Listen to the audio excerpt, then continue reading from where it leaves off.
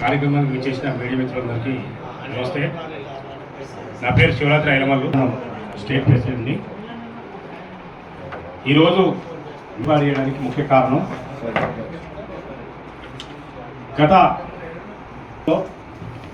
BRS ప్రభుత్వం ఒడ్డర్లను గుర్తించలేదని ఈసారి రాష్ట్రంలో ఉన్న ఒడ్డర్లందరూ కాంగ్రెస్ పార్టీని ఆశ్రయించి ఎమ్మెల్యేలుగా కాంగ్రెస్ని గెలిపించి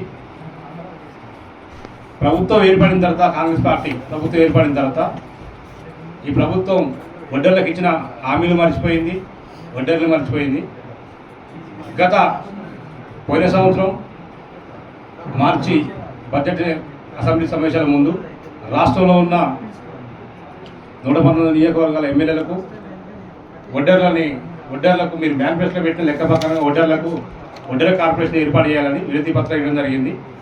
పోయిన సంవత్సరం ప్రభుత్వం నుంచి కానీ ప్రతిపక్షాల నుంచి కానీ ఎలాంటి హామీ రాలేదు. అదేవిధంగా మొన్న నడుస్తున్న అసెంబ్లీ కంటే ముందు రాష్ట్రంలో ఉన్న అందరు ఎమ్మెల్యేలకు మళ్ళీ ఒడ్డెర కార్పొరేషన్ ఏర్పాటు చేయాలా అని రాష్ట్రంలో ఉన్న అందరు ఎమ్మెల్యేలకు వినతి పత్రాలు అందించాం. కానీ అసెంబ్లీ 16 తారీఖున స్టార్ట్ అయ్యి ఇప్పటి వరకు మా ఒడ్డెర కమ్యూనిటీ గురించి కానీ మా గురించి కానీ ఎక్కడ చర్చ రాలేదనే ఉద్దేశంతో ఈరోజు ప్రెస్ మీట్ పెడుతున్నాం. ఈ కాంగ్రెస్ ప్రభుత్వానికి మేము తెలియదు ఒకటే, అయ్యా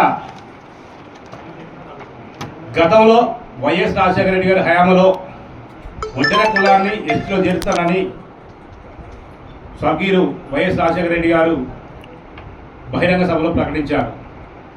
అదే కాకుండా ఇప్పటి ముఖ్యమంత్రి